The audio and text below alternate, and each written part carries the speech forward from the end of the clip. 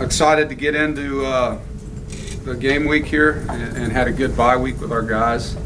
Had a good chance to focus on our fundamentals and as a staff really study us and our different tendencies and things that we need to improve on. And I thought our players did a very good job of taking the practice opportunities and the time we gave them to improve and work hard diligently on those things that, as individuals and as us as coaches schematically, that we could focus on and get some guys some time that they needed to heal up. We had a really good practice yesterday, really good energy and a lot of excitement from the guys in their prep.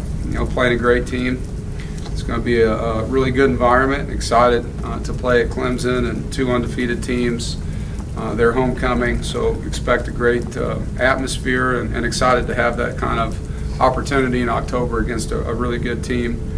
I have a lot of respect for Dabo and his staff and their program and what they've done for our conference and for us, an opportunity to go play them when they're playing really good football. I mean, personnel-wise, as always, they're explosive on offense and a lot of big plays. Receiving core that, as always, has playmakers in it and guys that can run after the catch and big, long guys that can run by you on the outside. I think Lawrence has been very impressive in what he's done. He's got a great arm. He's got a quick release. He can make every throw. He's made good decisions, hasn't turned the ball over much. Their tailback position is really dynamic. I think Etienne is he's a fun guy to watch. I mean, he's fast. He gets the top speed in a hurry. He sees things well, and he's definitely somebody that you got to be really concerned about.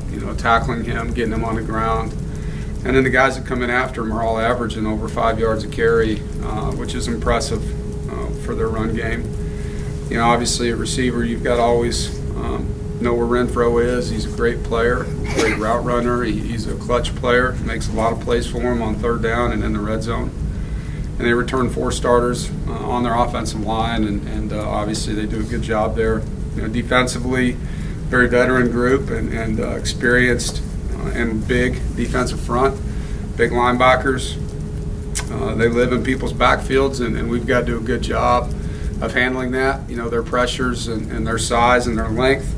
But 58 tackles for loss and 20 sacks is top in our league, and obviously a great matchup there because our offensive line and running backs of tight ends have done a good job against some good defenses that were similar as far as their production, and obviously that's going to be a great matchup in the game on the line of scrimmage. And I know both teams will be hungry to win that area. And special teams, for us, we have to do a great job of just taking advantage of our opportunities and creating some field position for our offense and defense and executing with the technique that we're coaching. And, being on the road in a crowd noise environment, a lot of it comes down to just not beating you and getting behind the chains with, penalties that can be created because of noise. And obviously we're practicing with the loudest system we can produce on the field. But guys are, learning how to handle that, and this will be really the first crowd noise game we've had. It was, loud at times at Marshall, but not throughout the game like it will be in this one. So with that, I'll open it up. How much have you gone back and looked at what worked for you in the 16 and 17 games against them? Yeah, we've studied. They've had the same staff for the most part for the duration, and so there's a lot of film where you can look at, how their defensive coordinator and defensive coaches, schemed us and how we schemed them and what's worked and what hasn't. Same thing, with their offensive system. It hasn't changed a lot other than the quarterbacks, and so we have to do that. I think it's good. Not only to do that, but to look at the other defenses that are similar to us, over the years and how they've played against them and what they do, against teams like us that are in 4-2-5 schemes on the field. Ryan's played these guys twice as a starting quarterback here. This is his last opportunity. He's been so close to each of the past 2 games. How much do you feel like he wants this one? Oh, there's no doubt. I think all these seniors have been in some dogfights with Clemson, and just finishing the job is something that's important to them. I think all seniors across the country would say that they want to leave a legacy behind that they can be proud of. And doing something that you haven't done yet is always a part of that. I mean, that's when you talk about raising the bar, something that these guys want to be able to say they did. You mentioned obviously focusing on what you guys have done well to this point, but with the 2 weeks to prepare for the Tigers, how did you navigate the scheduling and implementing the game plan ahead of time? So always when we play on Saturday, we'll come in Sunday and put the game to bed and get our guys treatment and get in the weight room, kind of get as much of the, lactic acid and different things out of our guys' systems. We did that and then cut them loose Sunday night.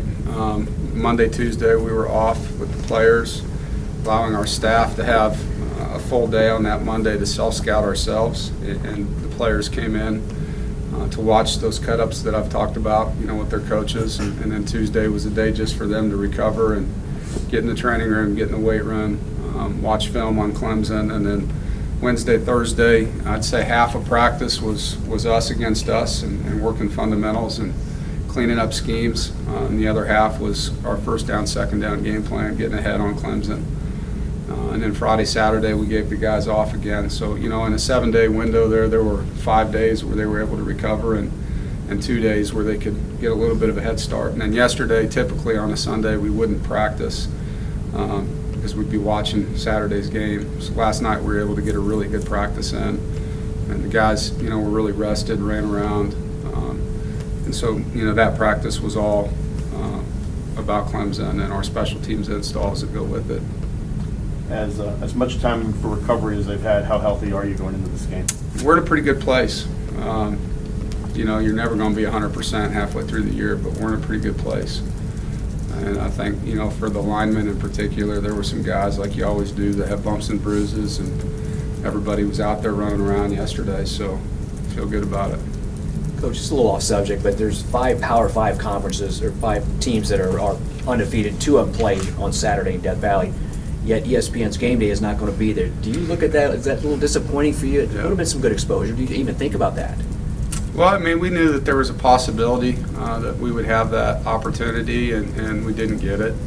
Obviously, you would think with 2 undefeated teams out of the 8 left that would make sense, but, there's other things at play that obviously I'm not in the conversation, so I don't know why it was picked that way, but we're excited to play them regardless of where they put it. They can put it on AM radio for all I care. And I can't wait to play the game, and I know our players feel the same way. What's going to be the key to being able to run the ball against their defensive line? Fundamentals, first of all, great first step, getting off on the snap count for our offensive line and tight ends. And sustaining blocks comes down to technique and want to more than anything. And I think our guys do a really good job of getting on their targets.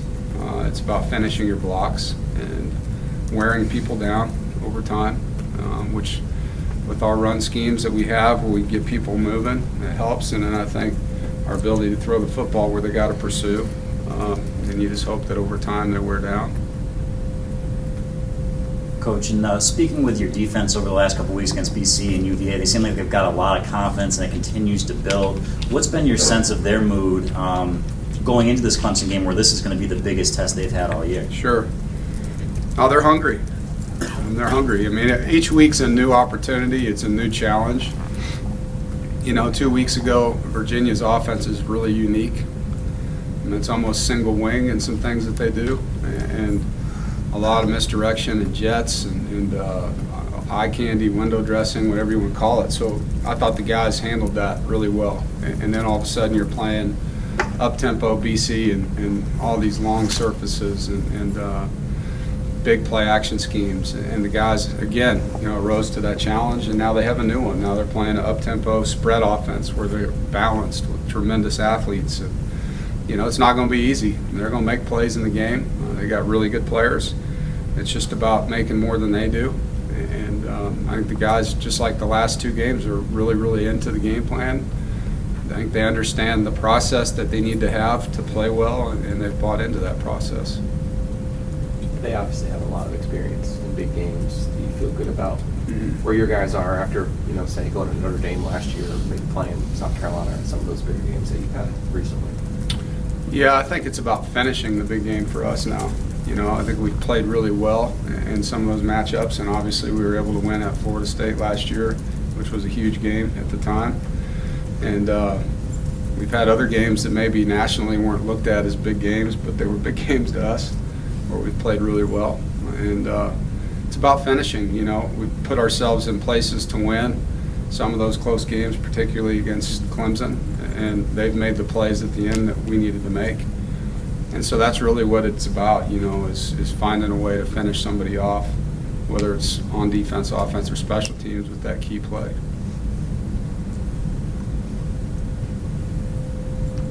Gary? Yes, sir.